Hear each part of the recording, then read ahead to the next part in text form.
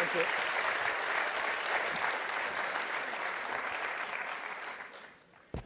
So we'll go to about 30, 35 minutes where I have some questions that I prepared for Jack. He hasn't seen them. So hopefully we'll make it somewhat entertaining. And then Alicia, where's Alicia? So she'll wave at me, and then we'll do some Q&A. We have mic set up, and I'll talk about that when we get to it. And it is a fireside chat. Where was my fire? It's fireside chat, so the GSB was nice enough to provide a little picture of a fire. Although with 95 degrees out there, I'm not sure we needed any fire.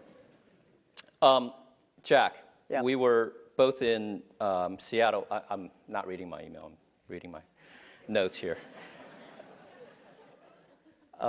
We were both in Seattle last couple of days, and you were part of the delegation that traveled with President Xi.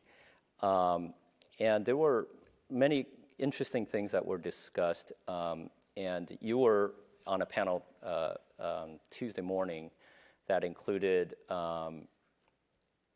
entrepreneurs that were selling sausages and brewed coffee, and what common themes with the President Xi, what common themes did you all explore, both on the Chinese side and what did you hear on the U.S. side? Well, first I would like to thank Stanford for giving me this great honor. I never thought that I can have this privilege to get this award. Because remember 20 years ago when I was in Seattle, I discovered internet, and 19 years ago, first trip to come to the Silicon Valley. And I was so excited by people, especially in the evening, all the roads, traffic jam. I'm excited by that, especially in the Sunday and Saturday weekends, all the parking lots, there's no place to parking car.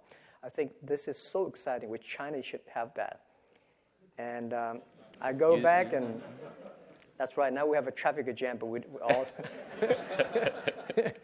So we went back and started the business. Well, and I never know I would be able to survive for 20 years. So I call myself like a blind man riding on the back of a blind tigers. And for 20 years, survived to today, still surviving. But we want to make this company last 102 years. So we finished only 16 years. There are 86 years to go. So I hope that 86 years later... Explain why 102. So you started in 1999. Yeah, because in China, everybody wants to make company for the last 100 years. This become a slogan. Nobody take it seriously. So if you want to give, the KPI to your people, it should be very specific. Then people know it's serious. 102 years that we were born in 1999, Alibaba. So last century, we had 1 year, and this century, we want to have 100 years. Next century, 1 year. 102 cross-rich centuries. So very specific. So in our company, we never talk you're successful or not, because we think there are 86 years, next 86 years, there are many chances that you will fail. So that's why we say, don't talk about you're successful. 86 years later, we talk about it. So... well, I think the Seattle trip was very good, and we heard what the American entrepreneurs and business leaders worry about, and I think the American business leaders also hear what we worry about, what we need. But I think that in the essence, all the entrepreneurs and the business leaders in the world are the same. We want to create values for the others. But there is a lot of a misunderstanding between us. And my suggestion is that the U.S. and China should not like a chicken talks to ducks. Everybody wants to tell. Nobody listen. We need a common language between chicken and ducks, right? People talk the same language. We have the same standard. And I think this kind of dialogue is pretty effective and useful. And I suggest that we should have a U.S. and China business dialogue talk annually, every year, once in America, once in China, get the government leaders sitting there and how can improve the business environment. Normally, government leaders have a lot of dispute, argue, but business people, we talk a lot. If we don't talk, there will be problems. So I think the Seattle trip is good. Yeah. Good. Surprised you even answered my question. That's good. Usually he'll just talk about whatever he wants to talk about. So thank you. But I try to talk the duck's language, you know.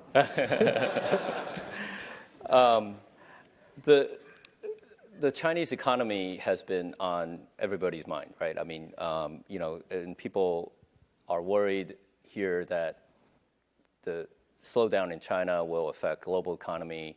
How are you seeing things? I mean, obviously the stock market has been kind of a symbol of something that's a bubble, but what is going on in China from your viewpoint? What's your perspective? I mean, you're not an economist, but you see so much going on there. Yeah. Well, first, I think people in the States, in the West, worry about China. I think it's a good thing. Because every time when West worry about China, China go up. And when people in the Western think, wow, China's have a good future, and China has a problem. And China, the Western has been suspect China growth for past 30 years, right? So that's fine, and it takes time for both sides to understand each other. Well, China, I think, keep on growing for 10, 11, 12% for so many years. I don't think it can last long, and it's impossible. As I said, it's like a human body. When you are 1.8 meters tall, you cannot keep growing like that pace all the time. You have to grow in your quality, the brain, not the body size. And especially today, I don't think, first, it's impossible to keep 10, 15, 11% growth annually. Second is that China needed to be slowed down and have to learn to be slowed down. Because when you see the water, when you see the air, when you see all the resources we used, it's impossible and it's ridiculous. And we don't want to, China have making a lot of money, and we spend the money on the medicine and spend the money in the hospital. This cannot work. So on the other side, people like me, I think China is slowing down for 7%. Good. But the thing, even 7%, think about, we are still the fastest growth economy in the world. And with the 7% of the total GDP, think about it, guys. This is lots of money. We should be using the money in a better way. We need the quality, not the quantity. 30 years ago, we need a lot of quantity, but now it's quality. So I think in the West have a high expectation that China should have quality. China should control the air and pollution and this and that. When we really start to do it, people start to worry, which is fine, but it's slowing down. On the other thing is that I think China economy is not that bad. There are two things. There are three called the three 马车, right? Horse carriages, yeah. Right? Investment, infrastructure, exporting, domestic consumptions. These are the three things that China's always proud of, that these are the three engines that put China economy grow. But the investment of infrastructure slowing down. And exporting slowing down. These are the two things government is very good at. They love to do it because they have the power to exporting and investment. But there's one thing they could not do it good way is the consumptions, because consumption is not done by government. Consumption is done by entrepreneurship and market economy. So I think people like us have the great opportunity. Now it's our turn, not government's turn. After 30 years, government pushed the economy in their way. And now it's our way. So I consider this as an opportunity for real market economy. And the next thing is that I said yesterday on a conference to the dialogue, there are a lot of misunderstanding, culture difference between American and Chinese. When Americans think about the economy is slowing down, that means people don't have money to spend. Oh, guys, different. You guys know how to spend tomorrow's money, future's money, or other people's money. But we Chinese, our habit is to save money. We'll always keep the money in the banks. China's been poor for so many years, so we worry about it. When we have money, we put it in the bank. When we have money, we put it in the bank because we know tough days are coming. So you see, China has the largest banking deposit in the whole world. We also deposit a lot of money in the States. Right? When we know when the tough day comes, we start to pay, we start to buy. Now, the tough day comes, people still start to buy. With our number shows on our website, right, we are the largest, 12% of the total China retailer. The consumption is still going up healthily and aggressively. Especially the economy is bad, people start to buy online because it's cheaper. The other is difference. My grandmother has only one shirt in her wardrobe. My mother has 3. My daughter generation, 50. And 48% of them, she never wear it. This is called domestic consumption. And we have to build up this kind of a behavior and make people start to spend money. And this is something the government is not good at. We know how to make this thing happen. So I think, generally, I'm a positive. But next to 2 or 3 years, maybe I have problems. People say, well, anti-corruption, this. But think about it. Anti-corruption and rule by law is laying a great foundation for the market economy. You don't want to go do business by bribery, right? You don't want to have an unfair environment in China doing. So market economy is about rule by law, and market economy is about clear, transparent, and fair. And I think this year, that year, bad. But this is why we need entrepreneurship. This is why we need that the business to drive the economy. So I'm a positive, and when people worry, I'm happy. When people are too happy, I start to worry. Because and don't worry about the things the president is worried about. Worry about the things that nobody worry about. And this is the opportunity. So I'm positive because I'm positive, but I'm not stupid. I know that we have problems, but we have to solve the problems little by little. And that's it. I think you're right in that for a consumption and a service economy to take off and drive China as the third engine, it is going to require more businesses rather than governmental policy. Yeah. So I do think that's an opportunity for not just Alibaba, but you're right in the middle of it, but everybody. Yep. By the way, the other thing is the new economy. You see the traditional business is going down, right? But the new economy is growing up tremendously. So not only the BAT, we have so many wonderful startups today coming up. And that is the rising star. And this is what China should go. Not keep those things. Yeah, nobody can go back to yesterday. And even you want to go back to yesterday, even if you can go back to yesterday, you don't want to. So I think we are good. No? Well, I mean, my perspective from being there yesterday is that I think both the government leadership and especially the business communities are emphasizing that our differences are not that big in the grand scheme of things, and that the U.S. and China are going to have to be key partners to solve the world's problems in the next 30 years. So it is largely a collaborative effort, and I think, Jack, if we collaborate, we could a lot of American dreams and Chinese dreams and world dreams. If we don't collaborate, it will be a nightmare. Yeah. Yeah. Well, let's turn. And you're here tonight because of the entrepreneurial spirit of you and your founders. And obviously, when Alibaba started, it was no such thing as e-commerce. But before, if I may, before we get to Alibaba, you were kind of a serial entrepreneur, because when I in fact, you also know about government, because when I first met you in 1997, you were in the government in between startups, I guess, and you always dreamed of creating something. And maybe you can talk a little bit about what did you see when you were at the government. You were coming off of another startup, and that everybody's very familiar with your story, but I think that part of it was very important to you, because then you went back to Hangzhou and started Alibaba. Yeah. So maybe talk about that, and then talk about what did you end up seeing in 1999 that made you decide that Alibaba was it. Yeah. Okay. Good. Jerry knows me. so well. And by the way, Jerry, not only the entrepreneur, and he's a wonderful investor. He's probably one of the best investors in Silicon Valley, right?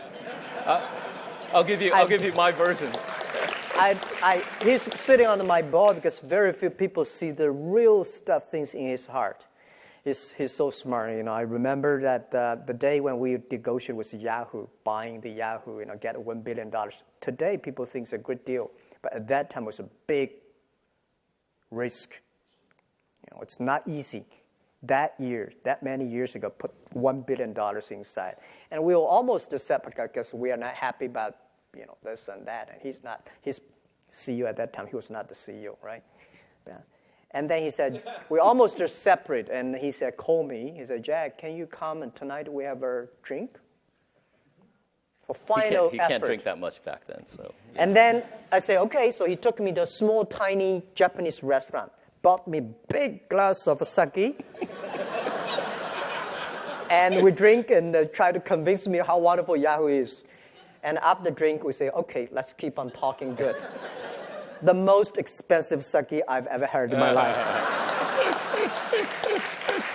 Well, now I'm pretty sensitive about a sake now. I know.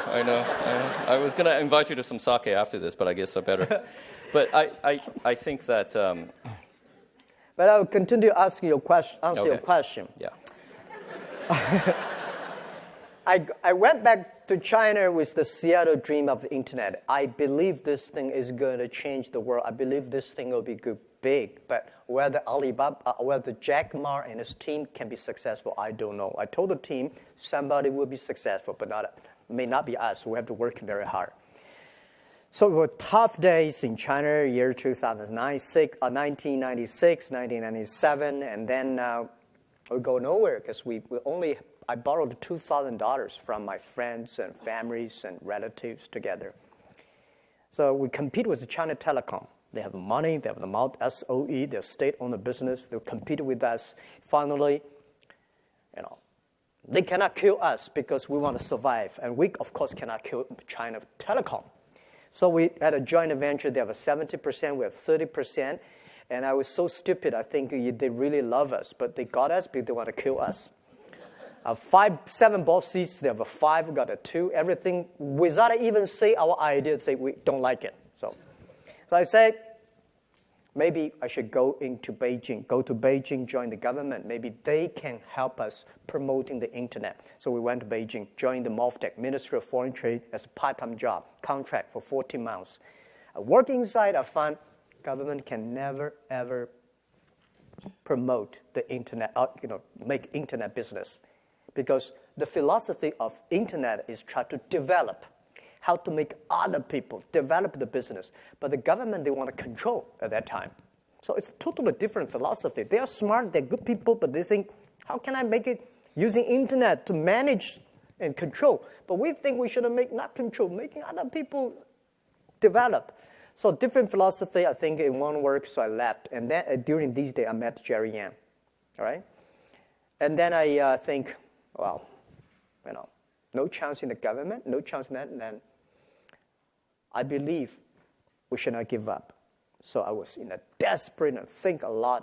Let's go do it again. So we went back to Hangzhou. I invited the 18 my students and friends in my apartment. Year 1999, February 21st. We took the video. I was talking about the future. People look at me, this guy's crazy, right? But most people cannot find jobs. So I say, well, if you have an idea, let's do it. And then, good thing is that we keep all the video. Our company probably kept the most of the videos. And most of the companies. Yeah. Every meeting we had in the past 16 years, we videotaped because we know everything, every mistake we made. Every decision made in the future, we will give our young people to study us. We're going to open in every 10 years. What happened? Why we make this decision? Even discussing with Yahoo, why we join with Yahoo. We all videotaped. So someday we will open it. Yeah. So 1999, we started the business. And people ask, why not Beijing, Shanghai, why Hangzhou? I mean, now Hangzhou is this hub of entrepreneur and startups and tech, but back then... Back then, Hangzhou is nowhere. And I think at that time, Nokia was so good at that time. And I said, guys, where's Nokia? It's a Finland, some small island headquarters there. It's not where you are. I don't see it. It's where your heart is, where your vision is. So we said, Beijing, they love SOE, state-owned business. Shanghai, they love multinational companies. IBM, Microsoft, they embrace you. Startup, entrepreneur, forget it, right? So I said, if in Beijing, we're nobody. In Shanghai, we're nobody. If we go back to Hangzhou, we're the only child of the local family. So we started. Yeah. And local children are very much prized and well taken care of. And I think Hangzhou has benefited greatly by Alibaba, but I also think Hangzhou has always been very entrepreneurial in fostering what you guys have done. Yeah. So I have to rebut your story because, and maybe there's a video somewhere, but I think that one of the reasons we at Yahoo at that time, and it was 10 years ago. Yeah. So this is the 10 years of that deal. But it was clear to me that we at Yahoo could not have built a China business, and we had a product at the time that was competing with the Alibaba Taobao auction, and we were very successful in Japan. Yahoo Japan had built a really great commerce product, and so we thought we can use the same idea to build something in China. And then in that time, eBay was also there, and we were there, and we were competing, and we were just getting killed by this local company. And I said, what is this local company? It's like called Taobao. And I was like, who's behind this? This is a guy named Jack Ma. And I remember saying, wow, is this the same Jack Ma I met, years ago? And it sure was. Don't compete with me. Well, and that was exactly, and so the real, everybody can say, oh, well, what is great insight, and you put the money in, but we really picked the person that we felt like, if we can't beat them, you might as well join them. So we were very fortunate to join up with Alibaba and with you, Jack. So thank you. I think everybody here knows the brand of Alibaba, but because many of us in the States don't actually use your products and don't, we hear these numbers. What is Alibaba for the Western audience? How is it different from Amazon, eBay? I mean, is it similar? Is it different? Give us a definition of Alibaba from your perspective. Yeah, this is our fault because we don't have our services here that serve the American users. But I believe that most of Chinese guys here know about us. Have you ever used anybody using our service, Chinese guys? Oh, thank you very much. There's only 380 million of them, so Yeah. When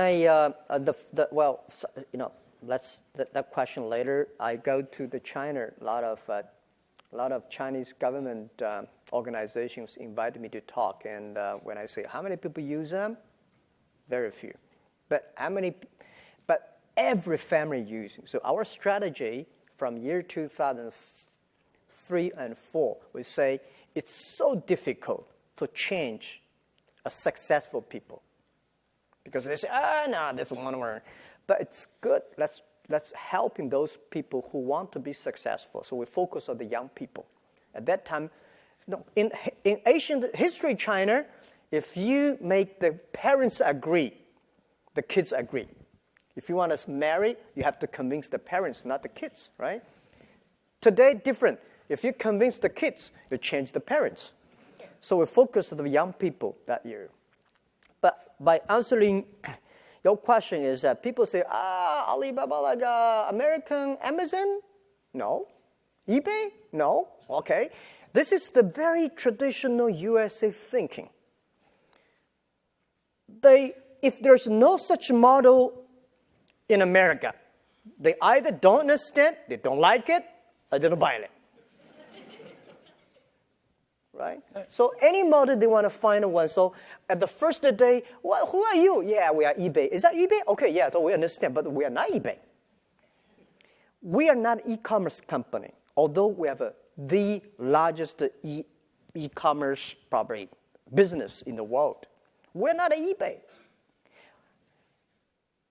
We do not buy and sell. We help people become e-commerce company. We enable other companies to do e-commerce. This is the difference between us and Amazon. We believe every company should be an Amazon.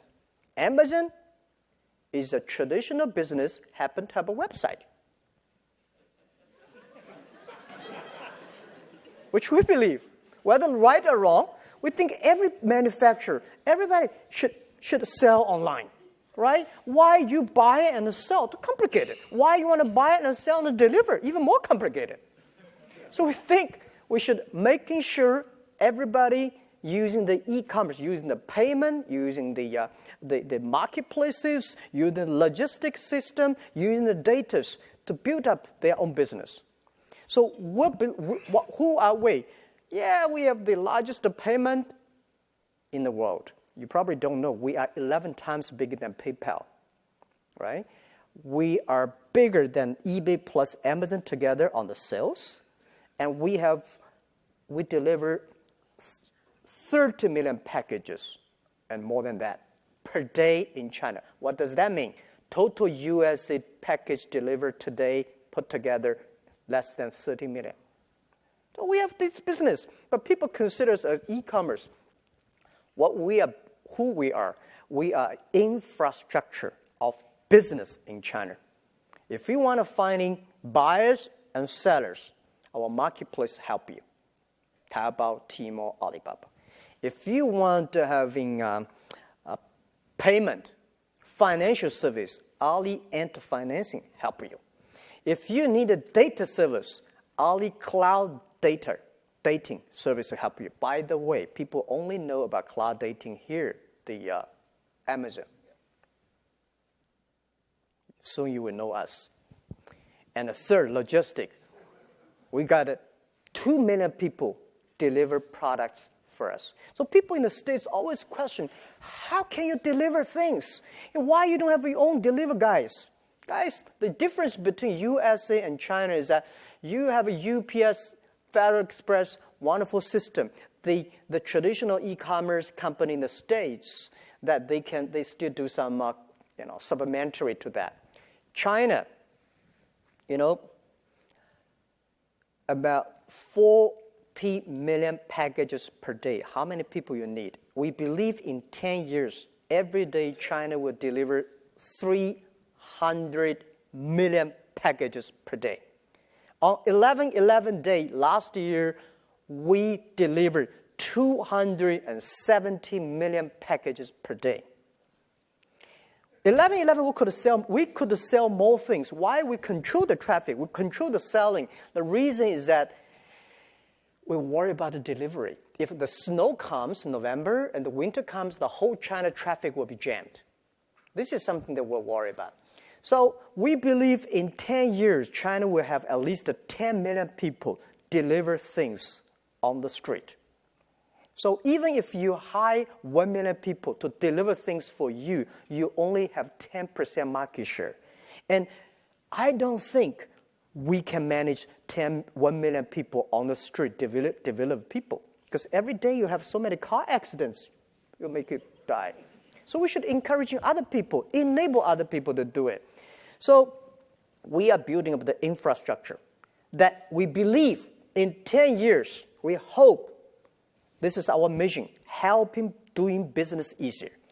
Any business, maybe 80 or 70 business in China, if you want to do business, finding customers, we help you. Financial services, we help you. Deliver services, we help you. Logistic, we help you, and marketing, we help you, and the other thing is data, we help you. So we are like a company building up that, which is totally different. But people say, oh, how many GMV you have? Oh, how many packages? This is only small part of our business. Our vision is bigger. We just think that we don't want to be, we might be bigger than Walmart this year or next year. And I remember 7 years ago, the senior management, like a vice chairman or something, come to Hangzhou. We have of Walmart, we have a drink in Nasaki. A drink, and I said, sir, in 10 years, we will be bigger than Walmart globally. He looked at me and said, young man, very good vision. But, I said, but you've always had this relentless focus around SMBs as your core constituency, if you will. I mean, you obviously care about consumers and blah, blah, blah, but your enabling of these businesses on your platform, being their infrastructure, that's always been your focus all along. That's right. That hasn't changed. That has not changed. That's what my answer is, that we will be bigger than Walmart this year, but does not mean that we are good, because we don't want the world has another company who are very able of selling things. We don't think we should buy and sell. We should enable. So now there are 10 million small business power sellers in our site. We give them traffic. We give them the knowledge. We give them the data. We help them deliver, using the third party. So it's the 10 million small business combined together. They are the most powerful economy in the world, and we never change. I think we love small business. We love young people. We love women. Talk about that. Why don't you talk about the women? I never know. Before the IPO, there is American media, big media came to us saying, Jack, why so many women in your company? I say, anything wrong? Because we never know something wrong. And then we find more than 52% of our colleagues are women. Your senior management team. And senior management, 33% of the management are women, and 24% of the senior management are women. We have a women CEO, women CFO, women chief people officer. We feel proud because and by the way, 60% of our users are women. So we would love, we were so excited because this century, the difference between this century and last century is competition of muscle. This century is competition of a brain. So brain, I think women and men are the same. And the other issue is that this century is trying to use a friendliness. Care others more than care yourself. This is the difference between IT and DT time. So we find women care others more than men care others for others. Well, women have to care for husband, I don't know. You're going to get a lot children, of men very unhappy here. So. I'm telling the truth, right? And that is why we are supportive, because we find most of families, women make the decision what to buy. These are the most important decisions. And so we are happy about that. Yes, yeah. Can't argue with that. Great. That sounds, I think that vision of Alibaba, albeit very consistent from day one, is something I think is reaching an incredible scale. When is that coming to the U.S.? What's your global, and not just U.S., but globally, talk about what is that? Is it the same vision that you will roll it out in the global sense? What can you tell us about Alibaba's international plan? Yeah, I think at least the day when I retire, or the day that at least I can see the company, I don't want the company to change the mission that helping doing business easier for small business. But we never say we're helping Chinese small business doing business easier, helping globally. This is our vision and our mission that we will never change that.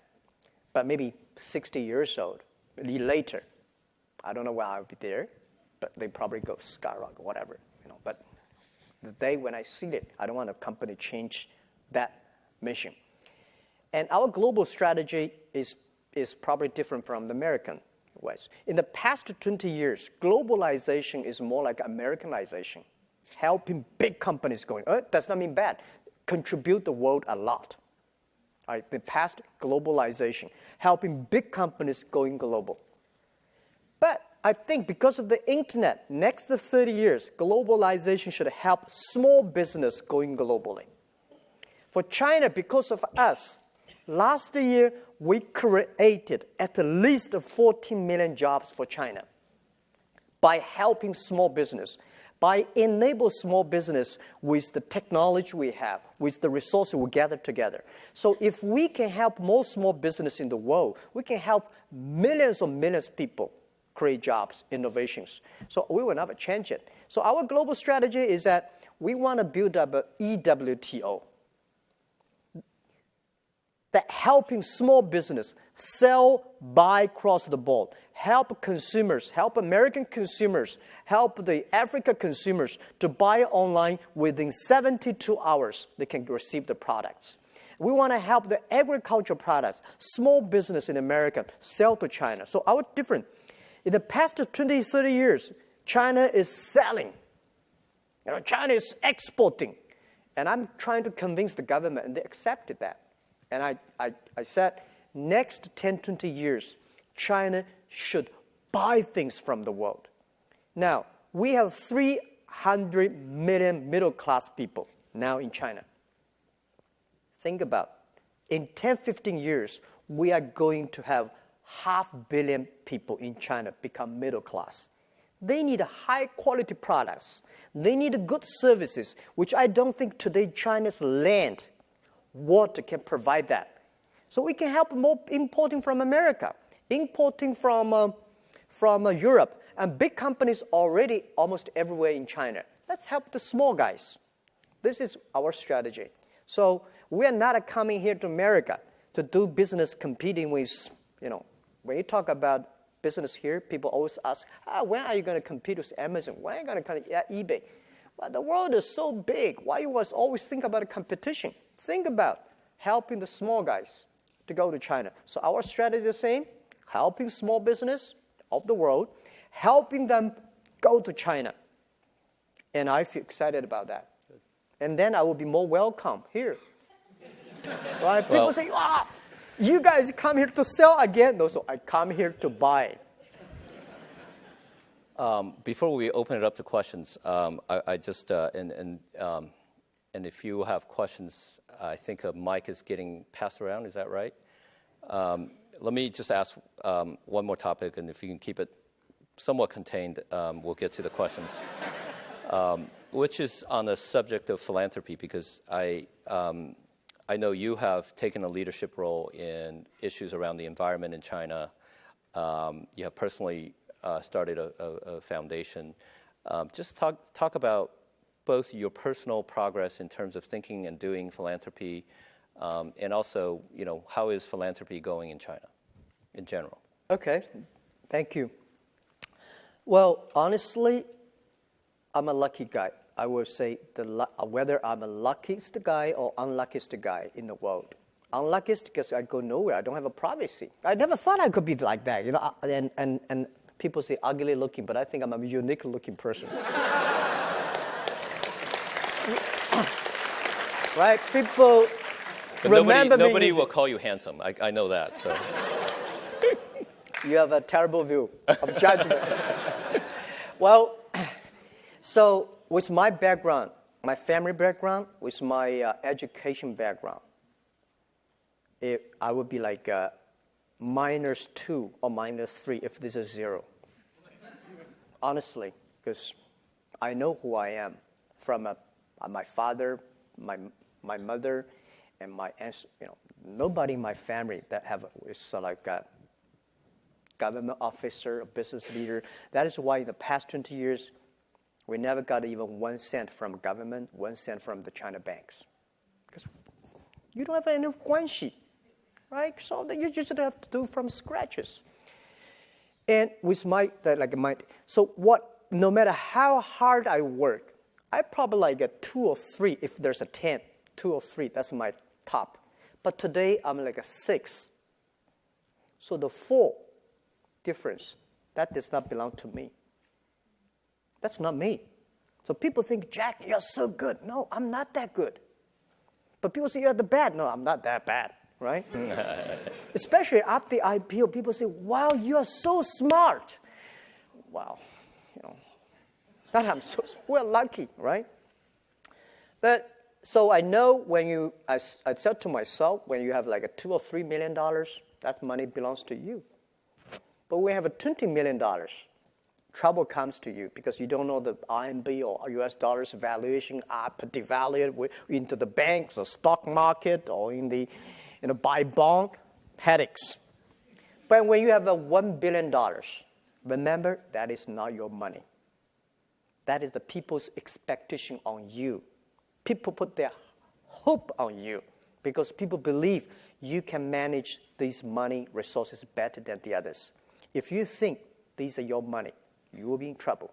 So I never think the money that I got, people say, well, Jack, you're one of the richest guy in China. No, I'm not. I'm helping others to manage the money. So I think, how can I spend the money better? And what I worry about, what I want to do, I want to do education because I was trained to be a teacher. I feel guilty for only taught school for 6 years. I feel good about that. So that's why I'm talking everywhere. I think of myself CEO, Chief Education Officer. Try my best to communicate. So, I think China education system, people say have problem.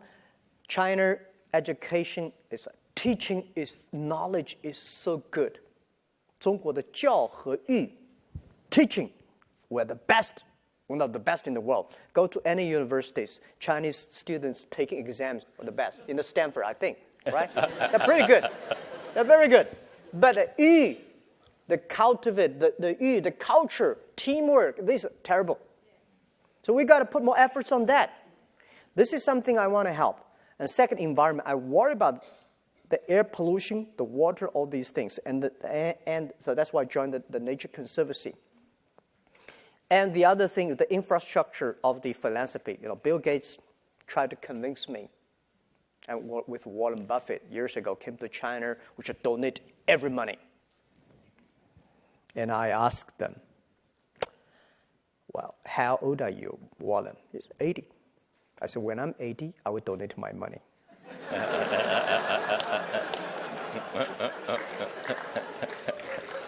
I'm only 40.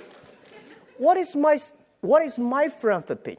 China, you go to Beijing, Shanghai, they're rich places, but they are only small part of China. Go to the east, western part of China. So many poor, terrible places. As a business guy, create jobs, build more business, making sure people have jobs, making sure people have life, good conditions. This is the key, right? And the second, you can donate money to Bill Gates. Who should I donate money to? Red Cross? Who should I give money to? Because spending money is more difficult than making money. And especially for philanthropy. When you have a good heart, you should also have good knowledge and capability to spend the money. Otherwise, you are doing good thing with good heart with a terrible way. So I think what we were doing is to train people who can do philanthropy properly. So that's why we work with the Beijing University to have a first master degree philanthropy. Training people, develop people, how to manage the money, how to manage the projects, how to do things better, right? And I think we also have to work with the government to make a good policy for it. So when we build up this infrastructure, talents, and the policy, and I think they're coming. So China philanthropy is coming. But the key is we need good infrastructure. Like China business is good, but if the infrastructure is not ready, you go up and down, and go nowhere. So the money, which I'm going to put in education, environment, health. I worry about a health condition because the environment situation is going to cause China in 10 years health issues. And if we don't start to prepare now, we are going to have a huge problem. So these are the areas I'm doing that. But unfortunately, I don't have plenty of time. So we're forming a team. And I think philanthropy, the easiest thing is about donating money. The most difficult, valuable thing is about time and action. So this is something that we put 0.3% of the total Alibaba revenue every year into the environment protection, water protection. This is probably pretty unique. It's not profit, revenue. If there are any shareholders here, I already wrote on our IP book. And we think this is right. If the community is good, if the people are healthy, the business will be healthy. This is what we believe. For you. Yeah. Well, you can see that Jack has... Thank you. Thank you. You have the same passion and vision for philanthropy as you do for your business. That's great.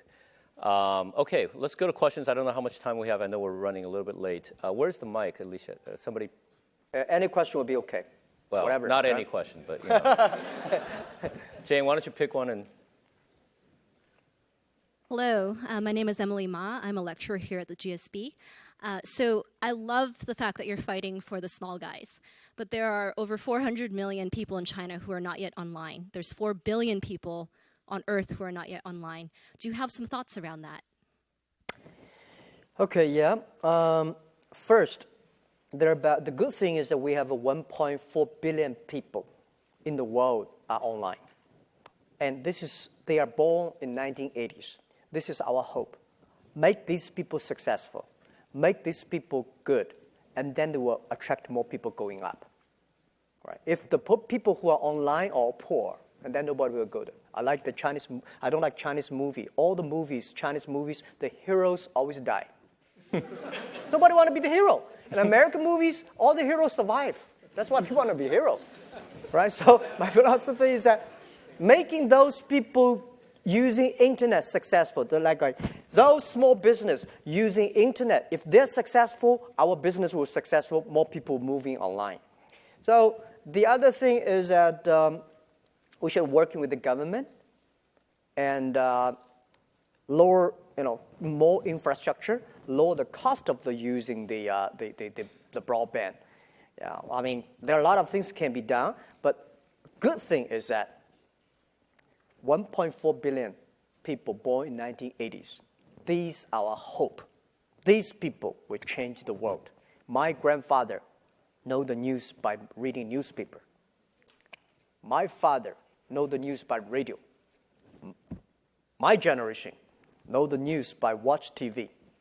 My children, they're using internet. They say, I want to get involved. This is the hope. So make these people online good, and they will help more people. Who has a mic? Okay. Hi. I'm from Egypt. My name's Ali. So one day I'd hope to have children that would call me Ali Baba. But why is that the name of your company? That's the first part. Why is that? Why is it called Alibaba? Why is the business called Alibaba? Mm-hmm. The second question is, if you had to name the top 3 markets other than China, where you think that your business model is most applicable, can you list those? Okay, thank you. Why we choose the name Alibaba? Because we learned the name from Yahoo. We say, why this Yahoo strange name? But, it sounds interesting. Then I was thinking about if we want to build up an internet company that can help in small business, I mean, a lot. I was walking around. I got this name in San Francisco downtown. I was thinking about what the best name, and then suddenly I think Alibaba would be interesting. So I was thinking about there's a waitress came, have a dinner. I asked, do you know about Alibaba? She said, yeah. I said, how do you know about it? What do you know about it? She said, Open Sesame. I said, yeah, that's the name. So I walk on the street asking a lot of people, do you know about Alibaba? They say, yeah. And then we decided this will be Open Sesame online for small business. But unfortunately, the Alibaba domain name was registered by the others. So we're using the Alibaba online. We think this is called AOL. because American online, it would be impossible to have that domain name and service in China. Is that right? Or in Egypt, American online. People, But Alibaba online, everybody agree that. So later we bargained, we got the name from a Canadian guy, but I love that name. So now we also register Alimama.com. Well, our model helps those nations have the small business. If you have a lot of small business, if you have a poor infrastructure of commerce, the reason why China e-commerce grow faster than American, because the American infrastructure of commerce was so good. You have a Walmart, Kmart, whatever mart everywhere. Because they don't need it. They do. But for us, we don't have that. So when internet comes, we become the main infrastructure. So I said, in America, e-commerce is a dessert. We in China, we are main course. And this is why those nations, if your e-commerce of your commerce infrastructure is bad, internet e-commerce will be good. And for internet financing, same thing. America, you don't have internet financing, guys. You don't. We China have. Why? Because our financial system in China is too bad. When it is too bad, it's the opportunity. Now China rural areas, we go to the rural helping the villages. Villages, 10 years ago, no chance because people don't use PC. Too complicated to use PC. Today, everybody have a mobile phone. So villagers, e-commerce, internet grows so fast. So this is why maybe Indian country like Egypt, those with good population, poor infrastructure, young people, your nation has a great young people, it's a great opportunity. When you have young people, it's growth. But don't mean you have old people bad, but young people, they are the changer, they're the shapers of tomorrow. We're getting old fast, so we better start. Why don't we take the last question from up on the top there? Hi, Jack. I'm glad to talk to you. I'm actually from China. I'm from Peking University for undergrad. I'm now a PhD in Stanford. I'm curious about what's your vision on 蚂蚁金服,支付宝, and especially globally, Chinese people are trying to do business not only in China but also in States and also in all over the world, and people want to invest overseas. Do you think 蚂蚁金服 can help with the capital flow globally? Yeah. Thank you. So probably here, people did not know about, a lot of people don't know about the 蚂蚁金服, the Ali Ant financing. How many people know about Ant financing? Okay. One day, everybody will know because you will use it. Ali Ant financing was coming from Alipay. It's a payment system because this was, we found this company year 2004 because people in China talk a lot on the e-commerce.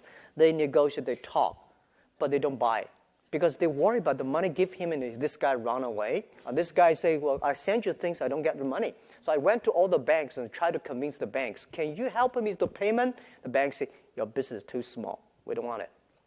So we built up a very stupid service called Alipay. It's escrow services.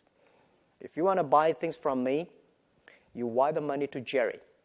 And Jerry will let me know. I got a product, got money, so I send the products. If you're happy, pay me. Not happy, return the money, return products. People say, year 2003, they say, this is the most stupid idea I've ever heard. Because why you don't use credit card? Guys, we don't have credit cards. So we made that. Well, remember, today, registered users, just the registered users, close 1 billion people using that. And active, I don't tell the number, right? We're so big today on that. And later becomes the standard payment for China. And then based on that, we have all the datas. We have the datas, we have to build up the credit system for each individual. How much you buy, what you buy is that you pay the money in time and then sell all the system. So what 蚂蚁金服 the first is try to build up a credit system for China, the trust system. Without that, small business cannot do business. So today, 蚂蚁金服, oh my God, it's a private company. It's so big. It's almost, if not bigger than Alibaba, the same size. And I'm happy because this thing is changing China's financial system. And we are also applying for license in the States. We are going to Korea, Japan, and India, and we think this is going to help millions of people in the world. By the way, I'll give you one example how powerful it is. We got a small loan license 4 years ago, giving loans. We don't have a deposit, giving loans. Within 4 years, we have given 1.5 million small business loans. And every average borrow only $5,000. We make decision whether we should give you money or not. Lend you money within 3 minutes. You can borrow 1 cent, borrow for 1 minute, which all the banks got scared about that because the cost is so low. And how many people work for their loan department? 200 people. So 200 people giving loan for 1.5 million business. And this thing, I think, in the future is going to help millions of small business getting loan online based on credit. And the credit system we built up called the Sesame Credit. You buy, you sell the credit, all the things you get it. And the Sesame Credit today, good thing is a lot of government are giving visas to Chinese based on Sesame Credit. And if you want to rent a house, people check your Sesame Credit. And the funny thing is, last month, people find boys and girls. See your Sesame credits. And this is something we're changing China. I feel proud of that. But we will definitely be in Thailand. Yeah, this is what we want.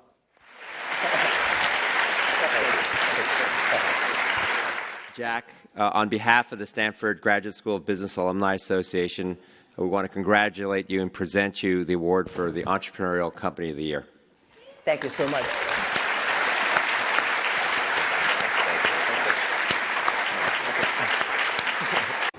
Don't worry. Any mistake is an income, is a wonderful revenue for you. So I told myself and told my young people, before 20 years old, be a good student. When you do entrepreneur, just learn some experience. Before 30 years old, follow somebody. Go to a small company. Normally in a big company, it is good to learn processing. You are a part of a big machine. But when you go to a small company, you learn the passion, you learn the dreams. You learn how to do a lot of things at one time. So before 30 years old, it's not which company you go, it's which boss you follow. It's very important. A good boss teaches you differently. And from 30 to 40 years old, you have to think very clearly, you're working for yourself if you really want to be an entrepreneur. When you're 40 to 50 years old, you have to do all the things that you are good at. Don't try to jump into the new area. It's too late. You may be successful, but the rate of dying is too big. So 40 to 50, think about how can focus on things that you are good at. But when you are 50 to 60 years old, work for the young people. Because young people can do better than you. So rely on them, invest on them, making sure they're good. So when you are over 60 years old, spend time for yourself. On the beach, sunshine. Right? It's too late for you to change normally. But this is my advice to the young people. 25 years old, make enough mistakes. Don't worry. You fall, you stand up. You fall, you stand up. Enjoy it. 25 years old, enjoy the show. Okay, thank you. 또 다음 질문 받겠습니다. 26살 예비 창업자 김민주입니다. 마인에게 질문드리겠습니다. 지금까지 살아오면서 가장 후회되는 것이 무엇인가요? 그리고 혹시 물어본 적도 있으시나요? Yeah. Your answer doesn't have to be wrong. Normally, I make other people cry. Well, I regret a lot of things. I regret that I should never meet the media. I regret I should not speak in the public because I could have my own privacy. I regret that I working so hard, spend so little time with my family. And I regret that if I have another life, I would never do things like this. And my wife just said, you do not belong to me, you belong to the Alibaba. But, life is so short. It's all about experience. People see different view. Some people think you're rich, you're successful, but me not. Some people say, this guy does not have money, he's a terrible guy. Maybe not.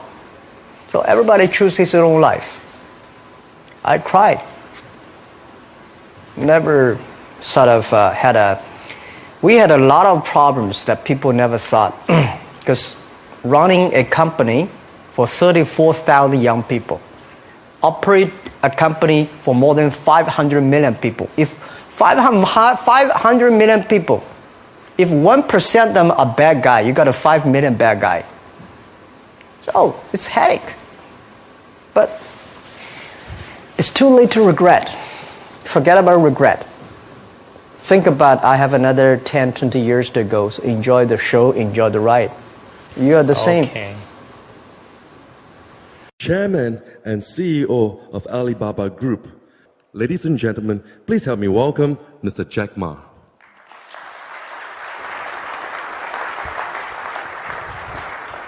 Thank you. Yeah. Thank you very much, dear Minister. Ladies and gentlemen, after 3 days, in-house meetings and also fly all the way here, I did not feel quite well today.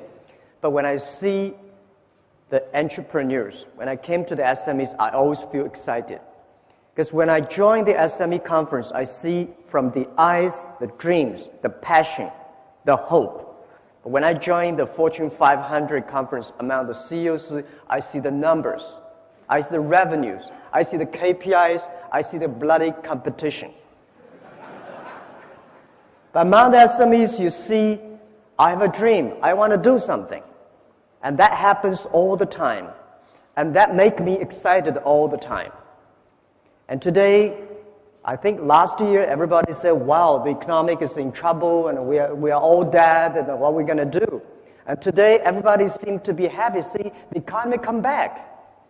Is it really economic comeback? I don't think so. The money is go to the big companies. The money go to infrastructures. The money go back to the stock market. It seems nobody learned from that. How can the economic come back if the SMEs not come back? How can the economic come back if the dreams are not come back, the hopes are not come back? I saw one thing that 2 days ago, I had a dinner with my Singapore friends, and they said Singapore government is encouraging to have more babies because people are aging and not enough kids. I think every economy, every nation needs incentive package to have more small, medium-sized companies, to have more hopes. Because every big company comes from the small business. If without this hope, without this kind of incentive to have more babies, we're going to die. Why I always feel excited? I have 8 babies. In the past 15 years, I built up 8 companies. 7 of them very healthy. 1 of them, I sold it. And I keep the baby. When I look at my babies, Alibaba, Taobao, Alipay, and the companies which I have, Ali Cloud, we just had a new baby 2 months ago. I always feel excited because you see the hope. You know this baby is going to change me. This baby is going to change the world, change the customers. And that's the thing that I always feel excited. If you want to be happy, have more babies. If you are the government, want your economy to be good, have more SMEs. These are the dreams. These are the hopes. These are the future. So this is what all we want to say, but enough. We've been crying, say, please give us support. But all the SMEs, ask ourselves one question. We are not crying babies. We believe we are tomorrow's Google. We believe we are tomorrow's eBay, YouTube. We believe we are tomorrow's UPS. If we believe we are, we can be. If you don't believe, you'll never be. We heard a lot of governments say, We give you, and let me know what we're going to do. Let me know what we can help the SMEs. We heard a lot of banks say, well, we've been giving loans to a lot of SMEs. I heard some banks say, well, one of the bank presidents said, well, we give $200 billion or $1 million to the SMEs. I said, what's the size of the loan you give? $20 million. How can you say the $20 million? As the research I got from Alibaba Group, Alibaba status, 87% of the SMEs, what they need is, the fund is below $60,000 US. But they are giving loans to $20 million to some big companies, They are not SMEs, they are not the hopes. But I think all the SMEs say, nobody can help you. My 8 companies, I would say nobody help us. Only we can help ourselves. Don't rely on the government. Don't rely on the banks. Forget about that. Rely on your friends. Rely on relatives. Rely on the small dreams. And always keep that thing in mind. Because I've been trying very hard to get loans from banks. Always trouble. But in the past 10 years, I even did not borrow 1 cent from banks. My kids grew up. I don't know why. And the banks always say, well, because we don't have enough information from the SMEs. Tell me, any Fortune 500, any big bank CEOs or president go to the SME summit? No, they go to the CEO summit. Right? How could you get information if you do not go there, listen to them, talk to them, share experience with them to see what they need is only $50,000 US instead of $20 million? How can you get enough information? So I think, Tenda we discussed yesterday say banks are banks. They always have to control the risk. Right. So government, banks, let's think about something new financial structure that can really help those millions of small companies that need $50,000 US. What is the right structure? What is the right organization to support them? That's the thing we should think about. So the other thing I want to share with you here is always, I believe, that small is beautiful. And this financial crisis, it's a disaster to big companies. This war in 21st century, I think in last century, it's big is better. You have a big, factory, big amount, and everything's big, is good. This century, in the 21st century, I always believe small is beautiful because it's not how fast your machine is. It's not how many equipments you have. It is how quickly you can change yourself to meet the market. Because the information time, internet, technology make a difference. So the world IT in the last century is designed for manufacture. And this century, IT is designed to help the consumers. So I think this is a disaster for big companies, century disaster for big companies, but it is a great opportunity for small business. For this financial crisis, we see a lot of big companies we never thought they would die. AIG, to me, it's like empire. How could that happen? Right? All the big car companies which we respect, we always want to be there. But today they all died. And look at the SMEs. We still feel painful, but we are happy in our heart because we still survive. And we heard so many stories about big companies giving trouble. And I see the society, the government paid too much attention to these big troublemakers. They are the troublemakers. And we give them enough support. Let them die. It's the time for them to die because they make troubles. Every big company, they have a different disaster, different problems. But all the SMEs have the same problem. They need understanding and support. This world is not fair. I know, so that's why I want to encouraging everyone, all the SMEs here. I'm an SME. I have 8 kids. I'm still an SME. I still believe I'm small because when I'm small, I know I can be big. And I hate to be big, unfortunately. When I was a small company, only have 10, 20 people, I feel so excited.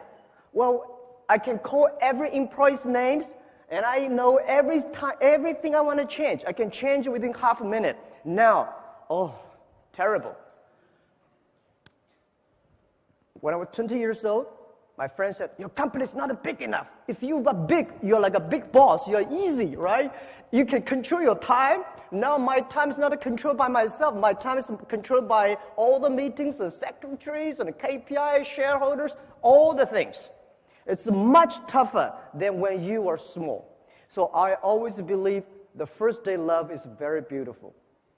Believe the first day love. Believe when you're small, at least you can have time to go out, to go to cinema with your wife and the kids and enjoy a wonderful view. But when you're big, you always go to board meetings. And also, I want to say that I give you some today. I come here. People say, Jack, you did not prepare. Why you don't have a PPT? I never prepared PPT. I'm not good at the technology. I was trained to be a high school teacher. And the only thing I can know about a computer, funny thing is I'm running one of the biggest e-commerce companies in China, maybe in the world, but I know nothing about computer. The only thing I can know about computer is send, receive, email, and browse. That's it. Because I always say technology for people not working for technology. But today I come here as an entrepreneur, I'm prepared every day. I'm not prepared for the PPT because every time when I use PPT, something wrong, I cannot use it. So I come here to tell you my own experience. I want to share with you, as an 8 kids father, what I did when I have trouble. When I have trouble, I always remind me 3 things. Focus on your customer, serve your employees, and learn from your competitors. These are the key issues that I learned. Focus on customer. Everybody today talking about shareholder number 1. I hate that. I think it's always customer number 1. It's the customer give you the money. It's the customer give you the innovations. It's the customer that make you happy. Because year 1999 and year 2000, when internet bubble burst, we cannot get any money. We do not have revenues. We have nothing. But every day, what I encouraged me go on was a letter of thanks and emails from my customers. Say, Jack, Alibaba, keep on, because you helped us. Someday we will help you. That's the dream I had. So today, when you believe shareholder number 1, you only think about making numbers. You only think about revenues. You only think about how can make your stock market go up. And I let you know, no shareholders can be trusted. I tell you the truth.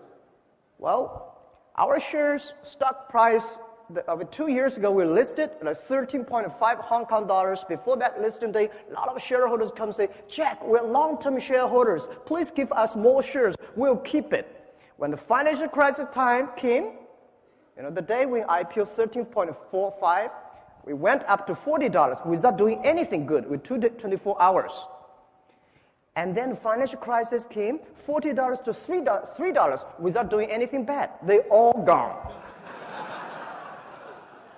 Most of the shareholders, they're share traders. How can you trust on them?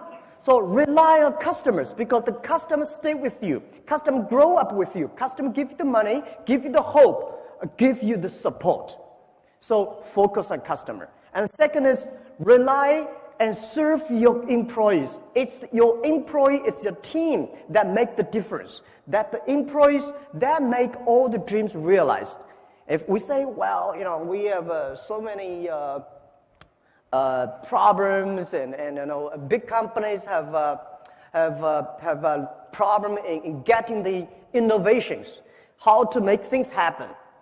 Well, because they did not listen to the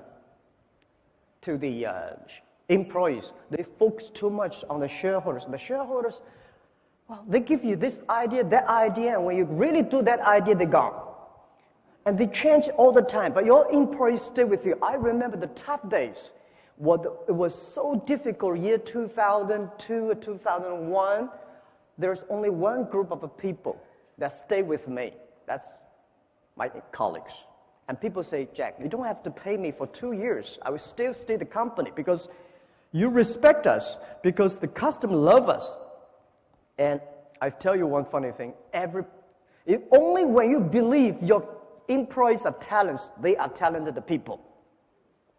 If you don't believe them, they will never be.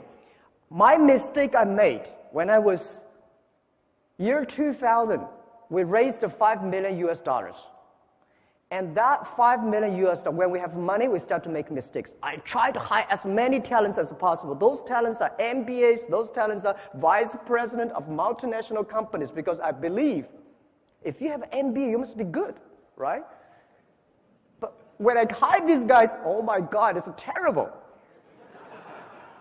These guys came telling you strategy. I only have $5 million. I remember one of the vice president of marketing said, Jack, this is a budget for next year's marketing. I said, what is that? $12 million US. I said, I only have $5 million. He said, I've never done any plan below 10 million. When something wrong, it's always your fault. Because you never know. So try to find the right people, not the best people, all the employees. You try to find. So if you try to hire great people in your own company, which your company is not good enough at that time, just like a poor Boeing 7, if you want to put a Boeing 747 into a poor tractor, when that grows, your tractor never fly into pieces. So my suggestion is that look at your employees, develop them. Only when they are developed, your company will be developed. The day when we IPO'd, we created more than 1,000 millionaires, at least, in the company. All the guys sitting in the room, and we had a chat. I say, ask me. Now, tell me one thing. Why you are so successful? Why we are so successful when we are 20s, we become millionaire? What happened? We are very hardworking people? I think there are much more hardworking people outside. Do you think we are smart enough? Oh, at least I'm not smart. I took 3 times to go to the university. I failed all the times. And I don't think I'm smart. I don't think you are smart. And at that time, in year 2000, it was so difficult for Alibaba to hire people. If they're not that much disabled, we hire them. If they can walk, we hire them. Because nobody believed the internet. Nobody believed e-commerce will work in China. Nobody believed that, internet can happen. But these guys, because they had no jobs, so they say, well, let's come here. So they joined the company, and then those MBAs, those people with great, background, they were a lot of headhunting company. They moved out. They started their own business. Now, today, they all failed. Those guys, nobody headhunting them. Those guys never sort of have the dreams to build up their own company, stay in the company. After 5 years, we all succeed. Why? We keep our dreams. We believe it. No matter how big your dream is, make small, tiny steps ahead and grow with them, grow with the company. So my mistake, year 2001, I told my 18 founders, I said, you guys can only be team manager. All the VPs I will hire from outside. Now, 10 years passed. All the wonderful people I had outside, 100% gone. And those which I think, how could you be successful? They all become VPs and directors. They are all powerful because they believe they can. So I want to tell everybody here, we are small, but care your employees. These are the people. They have families, they have dreams. They come here not only for the jobs, they come here with a dream to share with you. And the third thing is learn from your competitors. Don't hate your competitors. Big companies hate competitors. I love my competitors. Without competitors, we will never grow that much fast. Year 2003, when we start, Taobao is a C2C auction model. eBay, my competitor at that time, is $80 billion market cap. We, small, tiny, but we start to compete. It's a lot of fun to compete with big guys. If I start to have a boxing with Mike Tyson, I'm honored, If you have a chance to compete with somebody, if it is a great competitor, you learned. We learn from our competitors. We respect them. Everything they move, You grow. And the other thing I want to share with you is that competitors are the best laboratory for you. Because competitors study you. Any innovative ideas they come, you learn that. Don't copy them. Learn from them. So I love my competitors. Every time when I look at them, I always admire. But in China, people say, Jack, you're so crazy. Because 4 years ago, I said, when I look at my telescope, I never see my competitors. And people say, how could you be that 狂妄, you know? And I say, no, I'm looking for examples, models. Why should I be looking for competitors? Competitors are everywhere. And when you compete, having fun, the most interesting part of the business is competition. To make your competitors angry, to make your competitors jumping around, that's the skill you should have. Not make yourself jumping around and angry, right? Business is such a great fun. When I compete, if I got angry, if I jumping around, I know something wrong. Because this is a wrong strategy to compete. When you compete, not purposely make your competitor unhappy. If they are unhappy, if they're jumping around, if they try to use money to clear everything, you start to win. Because they start to lose money. When your competitors start using money to compete with you, they start to lose. Business is about wisdom. Business is about hope. Business is about courage. So these are all the skills, and nobody comfort us. I learned to use my right hand to comfort my left hand when I'm in trouble.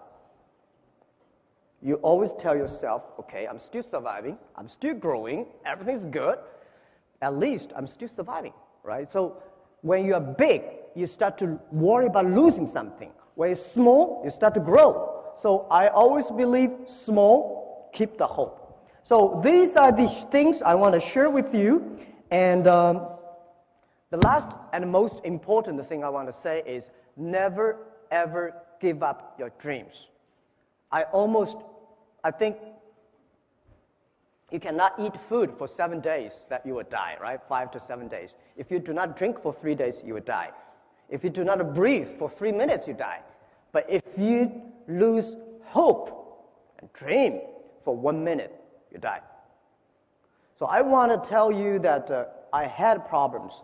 In the past 10 years, these days when I walk on China, when I look at the airport, a lot of books about me, about the Alibaba, I feel very nervous because these are not the books interviewed me. These are books that, all right, we are not that good.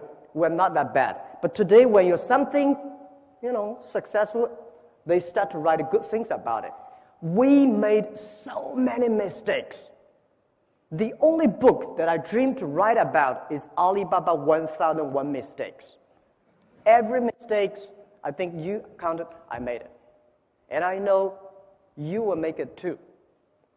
Because when I was doing business, everybody said, "Wow, this is the mistake. This guy is going to make. That guy is going to. I'm never going to make it. I tell you, you will make it, and you will make it again. And when you make it again, don't lose confidence. Make it again. You will win." That's all we did. I mean, nobody's perfect, right? So I almost lost my confidence year 2002. I had a big trouble with my team in the USA. I learned from a great consultant guy, joined the company, said, "Jack, Alibaba doing international trade. International trade needs English. Which country has the best English you believe? I think USA, right. Now, internet needs great technology. Which country has the best technology? We say, USA, right. And we're in Silicon Valley, so we move our Alibaba.com to Silicon Valley. And when I arrived in Silicon Valley, we suddenly realized something wrong. We hired people from Miami, from New York, and from all the where. They all came to our Silicon Valley. And after 3 months, I realized the problem is that nobody in Silicon Valley knows the trade. So what's the point? Have a good technology and English. We are not English site, right? All the small, medium-sized companies across the board, they know exactly what are you talking about, no matter how terrible your English is. Right. So I made a mistake, and I told the people, say, sorry, it's a mistake. Let's move back. So after 2 months, we moved back to China again. The funny thing is that everybody was happy at that time because internet boosting. They got a lot of option shares, they got a lot of cash pay, and they find another job is easy. And nobody wanted the shares. We give them 1 cent per share. No share, we want a cash. Now you know they don't believe your dreams. If they believe the dreams, give them the shares, 1 cent. If they don't believe, I want a cash, let them go. And I was so disappointed. A lot of people we hired, they did not want.